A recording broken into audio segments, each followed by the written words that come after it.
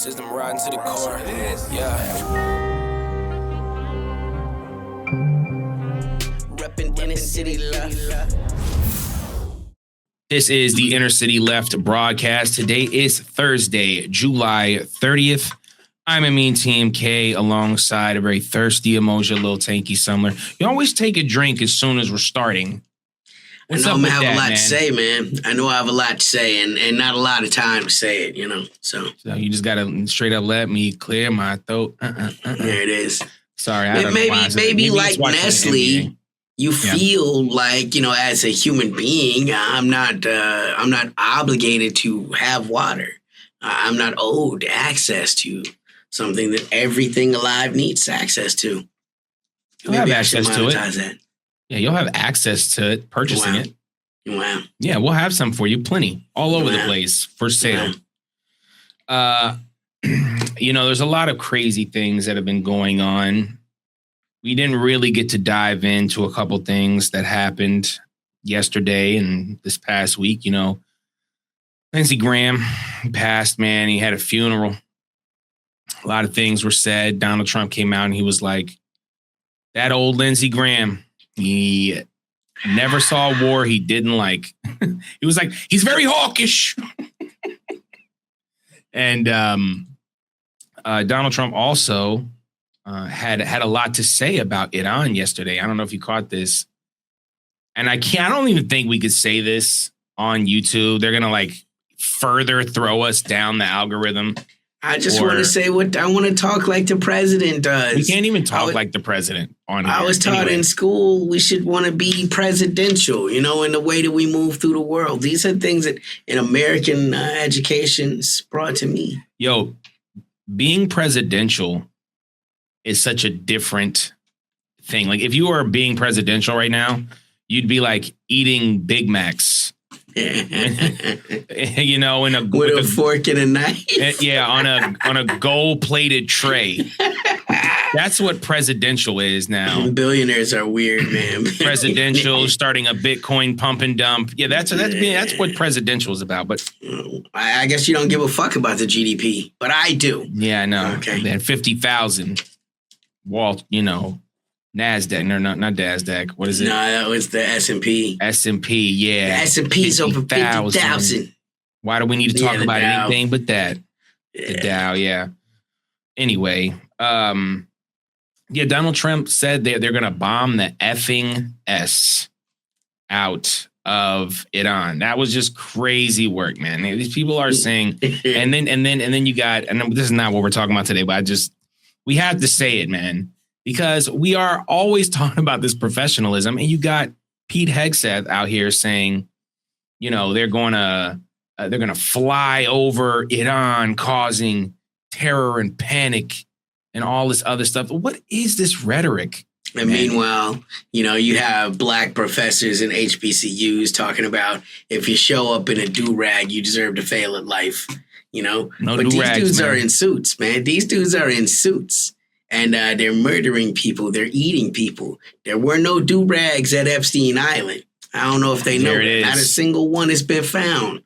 There it is. So maybe that's not what makes somebody the worst person on earth. No members of Hamas found in Epstein Island either. There was no. That's so interesting because we heard that they're the worst. So it's I mean a lot of silliness going on, but let's talk about some real stuff because that's what we do. We talk geopolitics, and it's getting very serious. Big news. In violation of the ceasefire agreement, and I say ceasefire, it's not a ceasefire. It's an Israeli ceasefire, which means not a ceasefire. In violation of the ceasefire agreement, Israeli occupation forces reportedly pushed the so-called Yellow Line deeper into Salah al-Din Street in central Gaza Strip, further tightening control over the remaining 30% of the land available to Palestinians.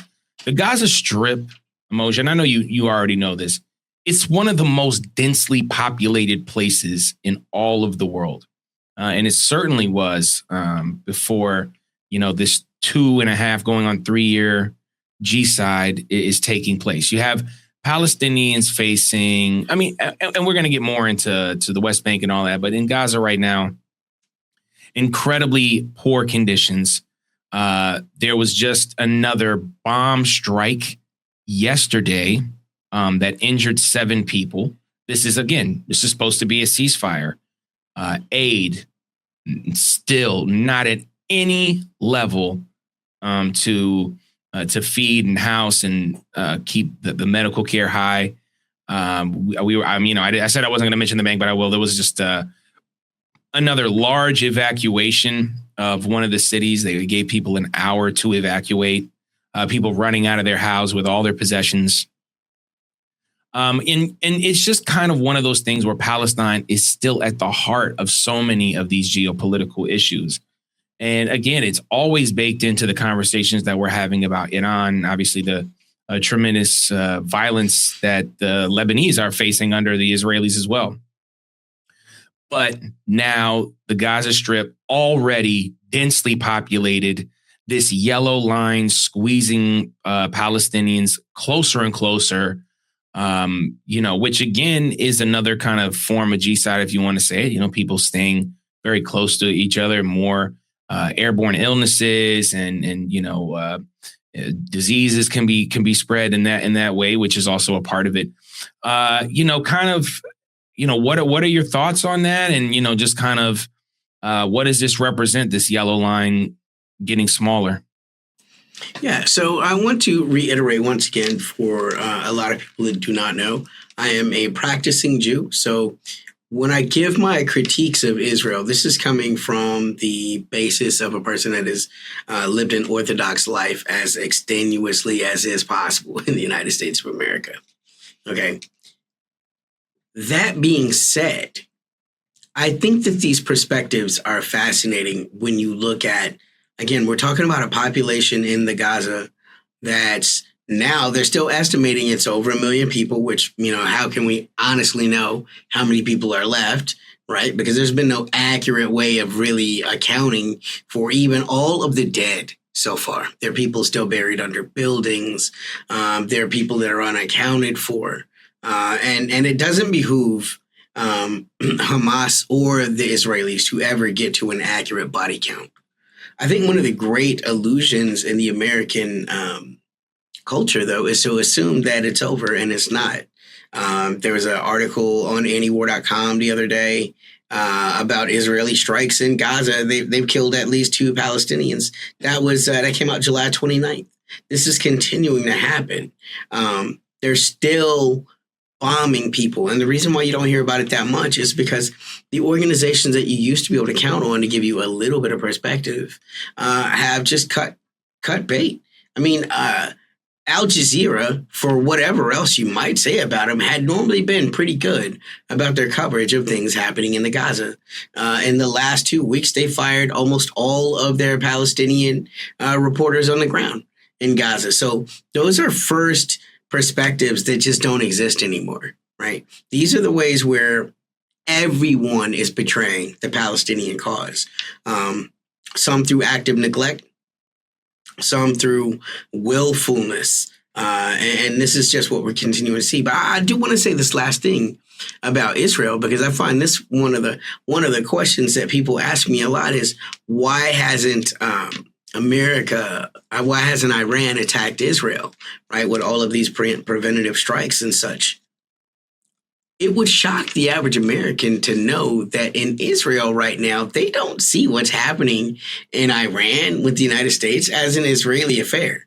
There's all kinds of talk in the Knesset like, well, we don't really want to get involved with America's war on Iran. See, that's what's funny, because in America, everyone thinks, oh, we just do everything the Israelis want us to do. They control the Congress. They control the president. But in the Knesset, it's played exactly the opposite.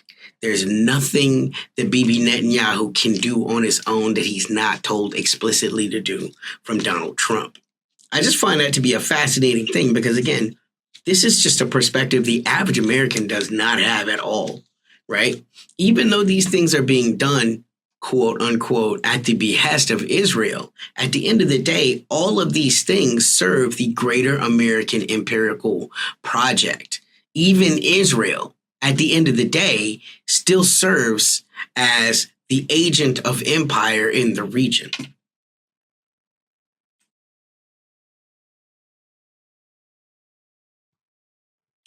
Sorry, that's not the one I want to show. How'd that thing get up there? Give me a moment as I figure out how to.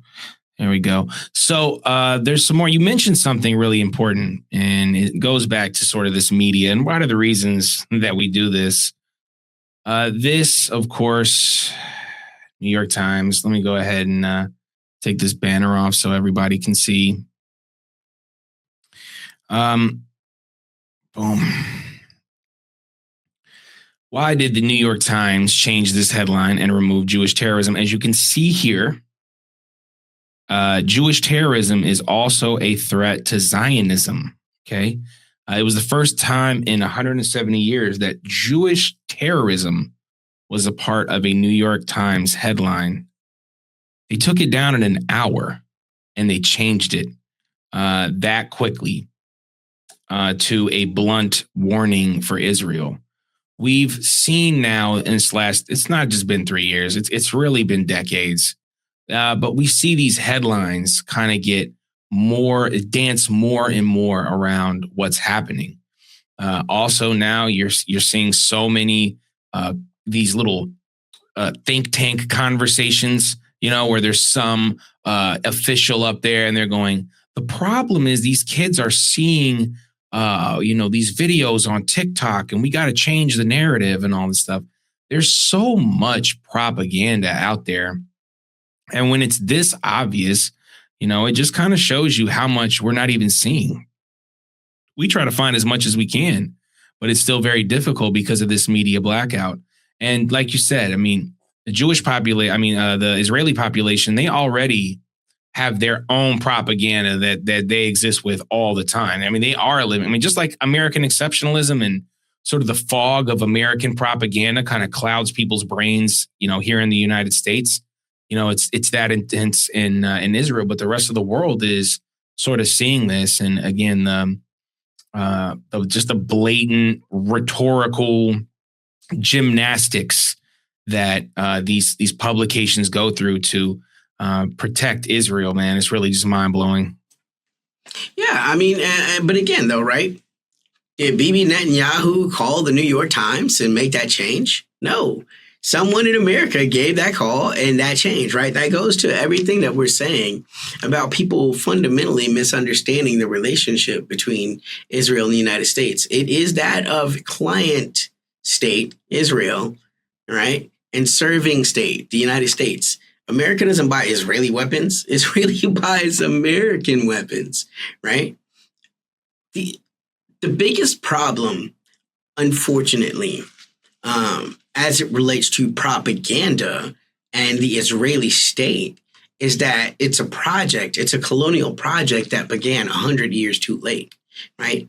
And this is the great irony of history. You have to look at in many ways, think about the Balfour Declaration, which is happening right about when World War I is beginning, right? The whole point is, and this is something that people forget because Americans don't understand history very well. About the Triple Entente, perhaps. You think Germany, you think perhaps the Kaiser, right? You think those things. But at the same time, you forget the Ottoman Empire was part of that Triple Entente. The fact that this Turkish empire controlled Turkey and controlled Syria and controlled essentially Iraq, Palestine and Egypt, right? So they weren't able to get this colonial project going. It wasn't until after they were defeated that we were able to, at length, really be able to move the Balfour Declaration in a major way. And the problem with that is, whereas most American and Western colonies were taking part in the 18th century or the 19th century, think about all of the American excess and in the Wild West under, the white man's burden, as the British like to say, or the manifest destiny of the Americans, right? There were no cameras. There was no CNN. There was no TikTok showing live time what's happening to the Americans, what's happening what the Americans are doing to the Dakota, in Deadwood. You're not seeing that. You're not seeing them, roll into Little Bighorn and harass, the Native Americans. You're not seeing those British that are going into South Africa and killing, all of the indigenous. You're not seeing the British, again, going to Australia and killing all the indigenous. It's not on television. Right? It's a thing of history. It happened, and it happened so long ago, and we wish we could change it. We're going to give a land acknowledgement, right? But the Israeli project happens much later in history, at a time where essentially they're beginning this colonial project in the modern era, a time of great industrialization, a time of telegraphs, of telephones, of televisions, of the internet, right? All of this is happening as they're beginning their Balfour movement. And social media too. Social media.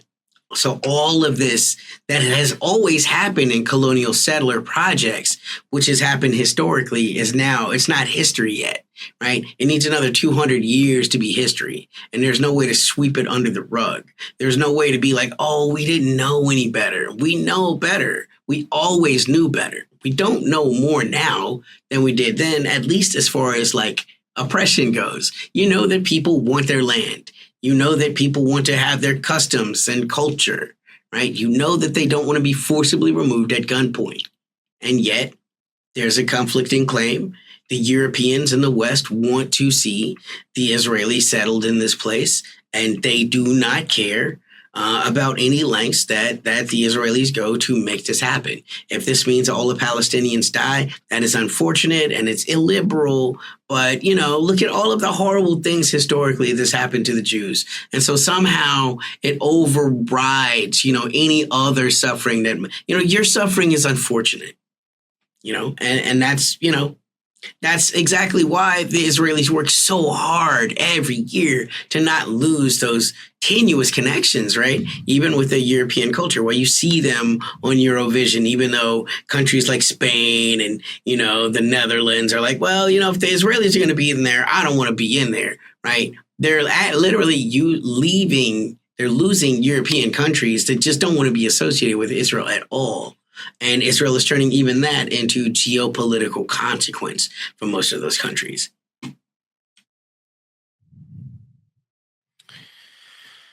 Another thing that we've been on, remember when we did that episode about laws, lethal, autonomous weapon systems?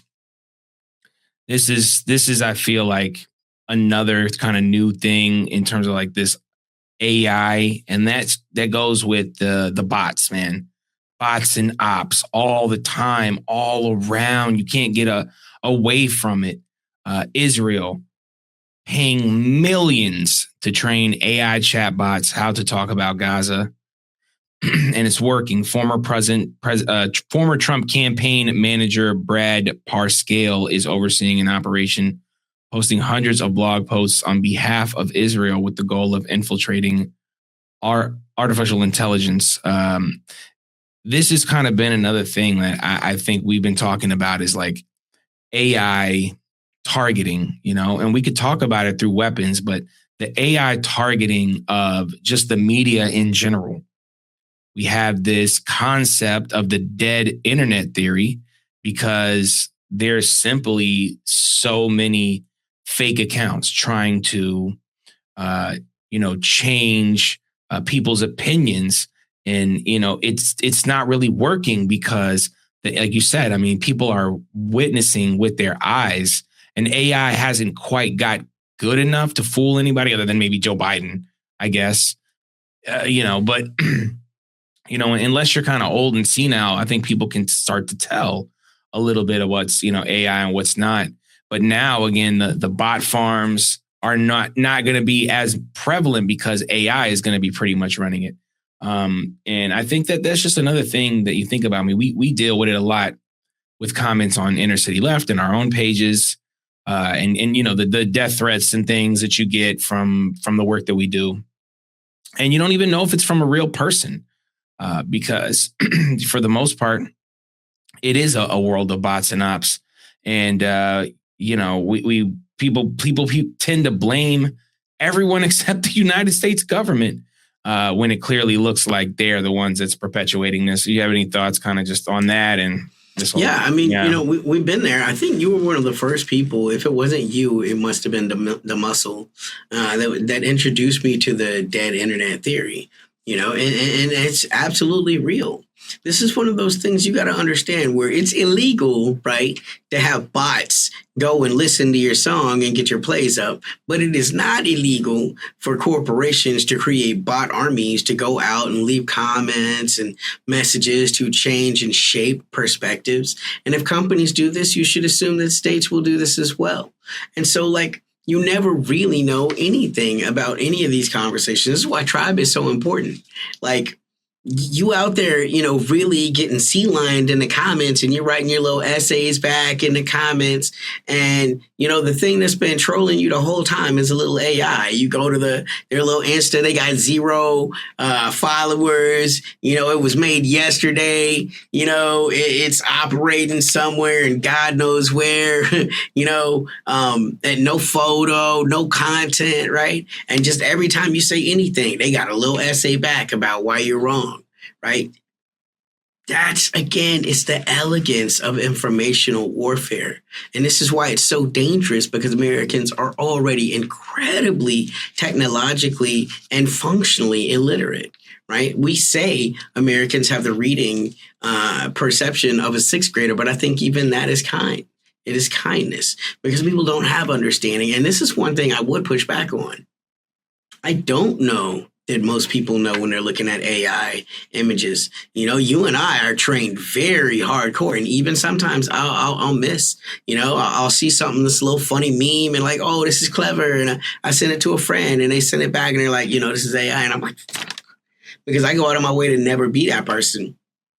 But it happens, and these older people, I mean, they're just going to be even more and more truly deluded and delusional. I think back often to Joe Biden when he was like, I never actually thought I'd see babies cut in half and put in ovens. His old ass, I mean, it'd be so easy to throw a little AI sampler at him. What's he gonna know? He's not gonna know. He's not gonna believe that those kind of things are real. He still can't believe that a CD has better music quality than a vinyl. And that shit is far too past where his level of technology at 89 trillion years old is. He's amazed that, you can Where's go to that the big troll at? Yeah. You know what I'm saying? I mean, so, yeah, I mean, I don't really get amazed by what confuses people that grew up listening to 8 tracks. No diss to old people, but technology keeps moving, in ways that will astound and dazzle you. That's the whole point of it all. We don't give a lot of hate to the boomers. It hasn't been our thing, but boomers, man, we know there's some good ones out there. If you're a boomer and you're listening, put a star down there. Let us know you were here. I don't want to okay boomer everybody, because there are some great. I remember we had this conversation, Tanky, a long time ago. The difference between being a senior and being an elder. Right. Just because you're older than me, don't mean you're an elder man. But shout out to the elders, because they are a part of our intergenerational collective on the left. Anyway. And now, senior and elder is a wonderful thing. There was a thing we used to talk about in Aikido Jiu-Jitsu. You would sometimes see a person who would come into the dojo and they would come every day and they just never missed a session, and they would come for months, right? And they would still have fear when they would see some of the people in the dojo that have been in the dojo for 4 or 5 years. And it's but what you don't understand is that dude that's been there 4 or 5 years, he wasn't coming every day. He might have came once a month, right? If you the one that's really putting in the work, longevity means something different. And that's what we run into a lot with the older generation, unfortunately. It's not your fault, right? This is why you have to work really hard to keep your neuroplasticity up, because the world is changing faster than it's ever changed in the ways that you would expect. And science has been talking, I don't want to get too off track here, but that's a great point. All of these studies are being done that's saying the human brain cannot adapt to these societal changes so much. And that's why you see so much of this huge generational differences. I honestly don't think it was like that, hundreds of years ago, simply because things didn't change as rapidly. But anyway, I digress. Great point. Let's move on to our second subject because, we haven't been talking too much about China just because, man, like, Russia and Iran, it's like, so, and we could have talked about them today, honestly. I mean, there is a lot to get to. But let's get to Taiwan because it really is important. And again, when the West is involved with something, Amoja, they make it worse. They come to your country or your province or whatever, and they make it worse. So this is a video. I'm gonna let it do a little bit of explaining for itself. But 200,000 protests in Taipei demanding the resignation of the ruling U.S.-backed DPP. And I'll go ahead and play this video for our listeners. Oh, hold on. Boom. Step down. That's the message behind these mass protests in Taipei. What began as a food safety scandal has exposed the deeper growing anger against the DPP. 民进党刻意制造分化，美化日本的殖民，丑化来自于中国大陆，他否定他的血统。民进党的政府主要的问题就是从民主走向独裁。我觉得这个最主要的是要改善我们跟大陆之间的两岸和平，不要滥用这些资源买了一些没有用的武器来就是说浪费我们的人民的公堂，非常多的贪腐在里面，所以人民对民进党非常不满。Taiwan. So for those who don't speak Mandarin, I don't. There was pretty much people saying, hey, we don't want to buy these useless American weapons. I thought that was one of the funniest ones. The corruption here is, at an all-time high. We don't want to pull away from our mainland history. These are some of the things that these protesters are saying. 200,000, man, that's more than you can pay. I know we hear about, the protesters paid. You can usually tell by the number of the size of the protest. If you can fit the protest on a bus or two buses, it's most likely a paid performance. But when you have something that's 200,000, it's really difficult to get all those people out unless they feel some kind of way about it. And other countries don't like to be poisoned by food. I don't know. We're fine with it, here in America with Roundup and the lettuce that has the, that crazy, disease that gives you all kind of stomach issues. All that type of stuff is just par for the course when it comes to the United States and the food that we eat here. But other countries don't like that. Taiwan, obviously, at the heart of the United States is, kind of foot in the door for this war they want on China. Kind of just your overall thoughts on this story and kind of where you see, the DPP in this. Well, one thing I want to say is it's possible they weren't speaking Mandarin. It's possible they were speaking a dialect in Taiwanese called Taiji. But it could have been Mandarin as well. So it's one of those two things. If you know, put us in the comments. Yeah, put in the comments. Because 70% of the population also speaks like an indigenous kind of language that goes and it could have been a mix, actually. It could have been right, often. But good information. The translation was dead on, right? Yeah. And this is the thing that we're talking about, because in America, right?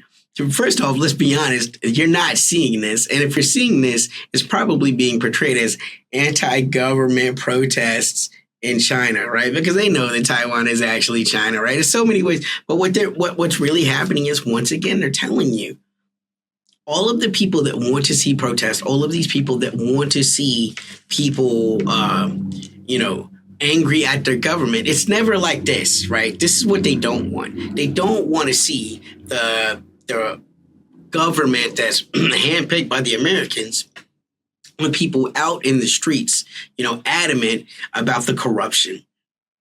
the waste of the weapons, because they're looking at this. And again, around the world, geopolitically, they're much more aware. These are people that are watching Ukraine happen. And they know that China is much more powerful than Russia.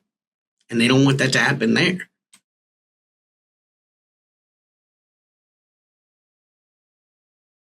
Sacha, bless you.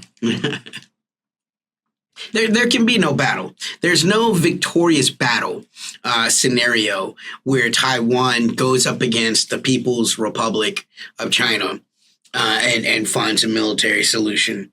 And every scenario that the Americans have set up to kind of enable them to resist, again, it only adds days, weeks at the most. So, yeah, the Americans can see that even with all of the weapons that they've sold the Taiwanese, if it came to open military battle, the Chinese would overwhelm them in less than 48 hours.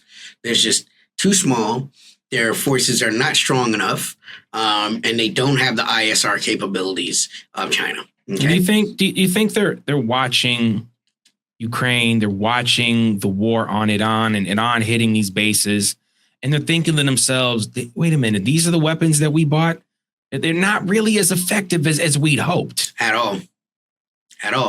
And so the Americans build in contingencies upon contingencies. Okinawa is built to be a contingency. Now, this is one of the great ironies when it comes to the whole free Taiwan conversation, because the linchpin of keeping Taiwan free is Okinawa. It's oppressing Okinawa. A place that is literally not free. Like, if you believe that Taiwan should be a country, how can you then not believe Okinawa should be a country? Except, they're a province of Japan, and this guys that make anime and gizmos. How long have they been a part of Nippon? How about this? Less than Taiwan. Yeah. Or even better. Okay. So Okinawa has been part of Japan for less time than Taiwan has been part of China or Tibet. How about that? Tibet has been part of China since before the United States existed. Taiwan has been part of China for close to 500 years, although there's been some times when they lost jurisdiction, like they lost a war with the Dutch, and then the Dutch set up a colony, and then they lost a war with the Japanese. But in those treaties, they were always acknowledging that they're taking this land from China. And the land always ends up returning to China over a long enough timeline. So, it's one of those things where, how do you do this, right? But Okinawa in and of itself is a nightmare.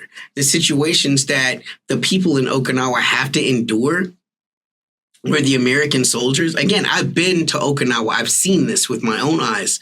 I've seen how the people live in terror, because the Americans on the base, literally, if you do any crime, the Okinawan government has no jurisdiction. At best, it'll go to the Japanese government, which is going to defer to the American government, which is going to cycle that damn soldier back to the States or some other place far, far away, and they're not going to extradite. These are things that continue to happen, right? So this is how America exports their freedom. Like, ask the Okinawans what freedom looks like at the base of American security, right? These are the guys that are going to save Taiwan. It's just not strong. And Okinawa is even smaller than Taiwan is. The Philippines, Japan, South Korea, all of these countries exist as forward stations for American imperial power. Guam. Right, well, Hawaii is forward, but not that forward, Well, I'm just saying it's the takeover of the Pacific. That's a fact. And this is what the United States has done. And there's one more thing, because obviously the troops, they just bring a tremendous amount of chaos, the sexual assaults, all of that. I mean, it's widely documented. It's well known. But and on top of that, and another thing is the environmental concerns. When you have a military base not far from where you are, guess what? You have a higher risk of all kinds of issues. And the United States is about maintaining the fighting force and not necessarily about the conditions surrounding that base. this has been an issue. And that's why I mentioned Hawaii, because this was another one of those major issues with having the United States military in your country is going to be leaks. There's going to be all kinds of problems. And that just brings me here, because there's another country that the United States is a huge part of, kind of one of those countries that are supposed to push back and fight back against China, as Donald Trump would say. So here, this thing is always driving me nuts. Here we have Code Pink. They're being condemned by the United States. Oh, look what they're doing. Report in the news, I think. So this is the Korea Herald. The white phosphorus leak occurred at the Osan Air Base, a U.S. military installation in Pyeongtaek province on Tuesday, prompting authorities to advise nearby residents to evacuate. Code Pink, a white phosphorus leak at the U.S. Air Base has forced residents of Pyeongtaek, South Korea, to evacuate their homes. The U.S. military has 60 plus bases in Korea and 800 worldwide. All of them pose grave threats to the local ecosystems. U.S. out of Korea, U.S. out of everywhere. We've talked now about Japan. We've talked, you mentioned the Philippines. Also, I think an important conversation. Indonesia, also another one of them. But South Korea continues just to be a huge proxy for the United States, and now suffering a white phosphorus leak. Why would white phosphorus be something that a U.S. military would have? I thought that was a war crime.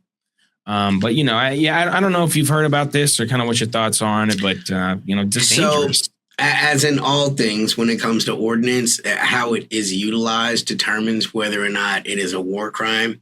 I'm not trying to be like Joey Lawyer here, but I promise you that's exactly a little bit of white phosphorus. Okay. Well, you're allowed to use white phosphorus in war. You're not allowed to use it against personnel, right? So if let's say it's 10,000 people out on the field and they're running away, and you send in your A-10 attack helicopters, right? You can't drop legally white phosphorus on the running away infantrymen. But say they run into a building, a mall, or some other type of obstruction. It's completely legal in that instance to drop white phosphorus, or Willie Pete, as they call it, and burn the building. I have to laugh because it's just macabre, and this is the ridiculousness of laws in war, right? And I'm sure that's the only way they'll use it. Right. I'm sure it will only be used on a soldier fighting force in conjunction with all UN protocol. Yeah, just like they did in Fallujah, So, yeah, the government already has a bad history, a bad track record of utilizing what this is. Guys, if you don't know what it is, I don't want to get too deep into it. Please Google it in your own little anonymous browser at your own leisure. It's a terrible thing. It's an incendiary chemical powder that bonds and reacts violently with oxygen. And so think about, as a carbon-based life form, how much oxygen is in every cell in your body. And then, you do the math on what it does. Okay. But it's not something that you want to put on a human being. It's not something that should be utilized probably at all. The way it exists, it'll always be misutilized. The Israelis have famously misutilized it all throughout Lebanon. They continue to spray white phosphorus and Roundup into the hills of southern Lebanon. It reminds me of the Carthaginian War, not to be that guy. When the Romans, after they conquered the Carthaginians, they went back to Carthage and sowed salt into the land so that Carthage can never rise again. That's what white phosphorus is for. That's what, the Roundup, drug is for. And so that, there's no positive use for it, Yeah. When ignited, it burns at extremely high temperatures and can set buildings ablaze and burn human flesh to the bone. Reminds me of napalm. And again, I don't really know it's worse. Wow. It's worse. So it's the Molly to the napalm's ecstasy. Great. Not that I do drugs or know much about it. I just heard about that on the internet, obviously. I listen to a lot of Future, and that's just unfortunately probably where it is. We talked about a lot of good stuff today. I just want to end it on this because, great context. Iran is getting rid of those pesky U.S. bases in the Middle East. So Jordan, Kuwait, UAE, maybe a little thank you. A little thank you for getting some U.S. soldiers out there. But this last thing I wanted to mention is China. Man, they don't want us to like China, but I'm a big fan of China. I don't know. The Economist, Chinese Communist Party, once famous for pillaging the natural world. That's what you know about communists. They pillage the natural world. Has set to protecting parts of it, but the country's eco-authoritarian approach deserves scrutiny. And this is about China's mightiest river is coming back from the brink. And from Alexander Avena, Colorado River could use some of that eco-authoritarianism right now. Some thoughts. Everything that China does is bad. China bad, bro. You got to understand this. It's not a metaphor. There's billions of government dollars out there that exist for you just to say that China is bad. This is a fact. This gets voted on by Congress and authorized by the president. Just passed the bill, dude. Not too long ago. They literally, Trump came billions out and said of dollars. Yeah. So that's what it is. Right here, real quick. I just want to read this. I didn't upload it. U.S. looks to boost anti-China spending worldwide by hundreds of millions.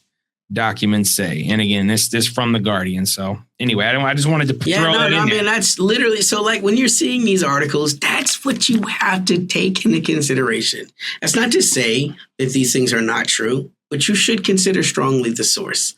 Right? This goes back to what we're talking about when we talk about cultural literacy. You know what I'm saying? Understanding sources and knowing how to parse information. Because one thing I can tell you. The country that is doing the largest to offset its carbon footprint in the entire world is China. China has done more to reclaim desert space and make it arable space, arable land, right? That very famous term, what is it? Not geoengineering, geoforming. That's what they're doing. They're going into deserts and rehabilitating, terraforming, right? They're making land usable, and desertification is one of the great ecological disasters that is befalling a great many parts of the world.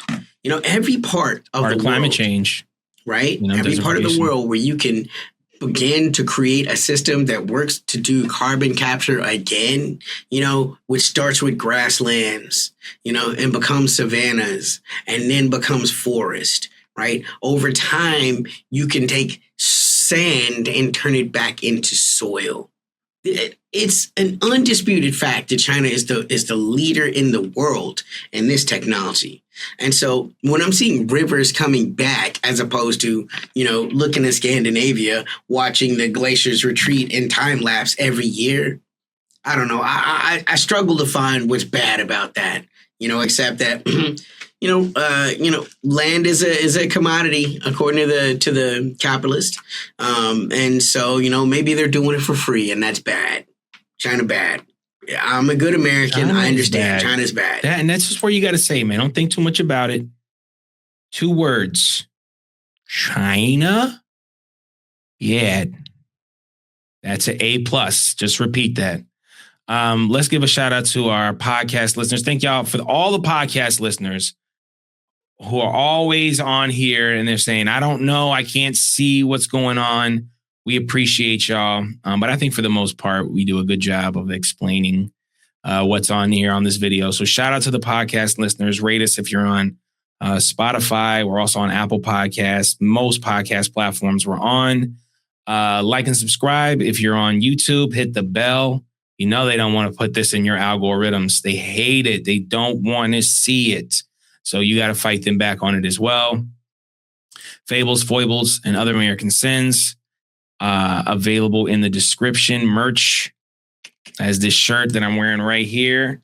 The Inner City Left, all on the left shirt, available in the merch store right now.